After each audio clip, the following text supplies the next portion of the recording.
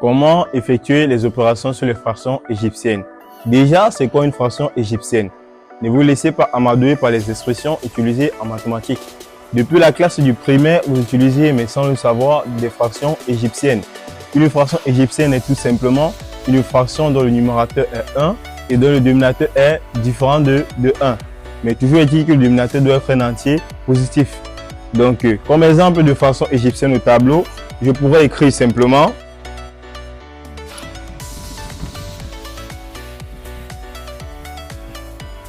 j'aurai le cas le plus simple, 1 demi, 1 tiers, 1 cinquième, et etc. Vous voyez qu'il existe vraiment une infinité de fractions égyptiennes. Il suffit juste que le numérateur soit 1 et que le dénominateur soit différent de 1, mais un entier strictement positif. Donc, nous allons effectuer ensemble des opérations sur des fractions égyptiennes, notamment l'addition, la multiplication et la soustraction.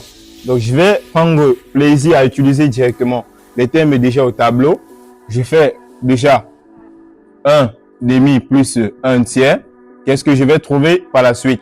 En ce qui concerne les fractions égyptiennes, vous pouvez, si vous le voulez, utiliser la technique du papillon. Mais particulièrement pour le cas des fractions égyptiennes, il n'est vraiment pas nécessaire. Les opérations sont hyper simples. Donc, nous ferons simplement ceci.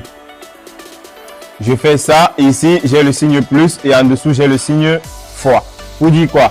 Pour le numérateur, j'aurai simplement 3, ensuite plus 2, et pour le dénominateur, je ferai simplement 2 fois 3, ce qui donnera 6.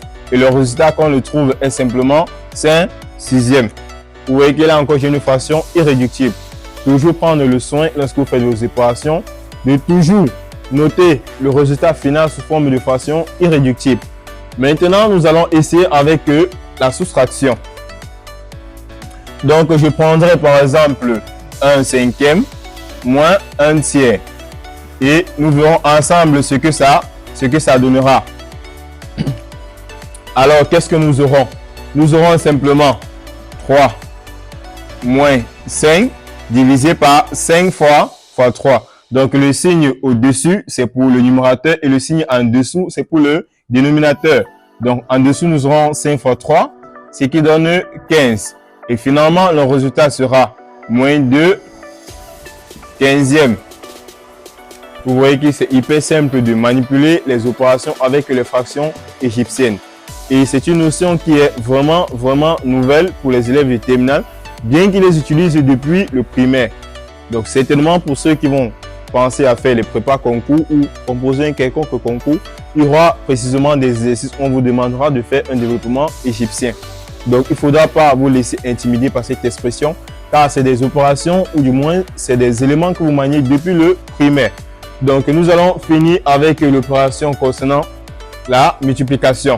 Donc, nous ferons simplement 1 demi multiplié par 1 tiers. Concernant la multiplication de deux façons égyptiennes, il faut simplement conserver le numérateur qui sera toujours égal à 1 et effectuer le produit des deux dénominateurs. Donc 2 fois 3, ça me donne 6. Vous voyez que les opérations concernant les fractions égyptiennes sont hyper simples.